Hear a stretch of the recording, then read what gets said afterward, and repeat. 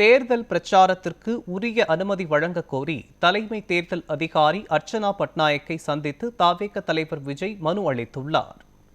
சட்டமன்ற தேர்தலை முன்னிட்டு தவேக தலைவர் விஜய் பெரம்பூர் தொகுதியில் பிரச்சாரம் செய்வதற்கு வியாசர்பாடி முல்லைநகர் பேருந்து நிலையம் அருகே உள்ள இடத்தை தவேகவினர் தேர்வு செய்தனர். அந்த இடத்திற்கு அனுமதி கேட்டு ஆன்லைன் மூலம் விண்ணப்பித்திருந்தனர். அந்த விண்ணப்பத்தில் 3000 தொண்டர்கள் கலந்து கொள்வார்கள் என குறிப்பிடப்பட்டுள்ளது. அந்த விண்ணப்பத்தை பரிசீலித்த போலீசார் அப்பகுதியில் 200 இருந்து 300 பேர் மட்டுமே நிற்க முடியும் என கூறி பிரச்சாரத்திற்கு அனுமதி வழங்க மறுப்பு தெரிவித்ததாக கூறப்படுகிறது. இந்த நிலையில் சென்னை தலைமை செயலகத்திற்கு நேரில் சென்ற விஜய் தலைமை தேர்தல் அதிகாரி அர்ச்சனா பட்நாயக்கை சந்தித்து தேர்தல் பிரச்சாரத்திற்கு உரிய அனுமதி வழங்க கோரி மனு அளித்துள்ளார்.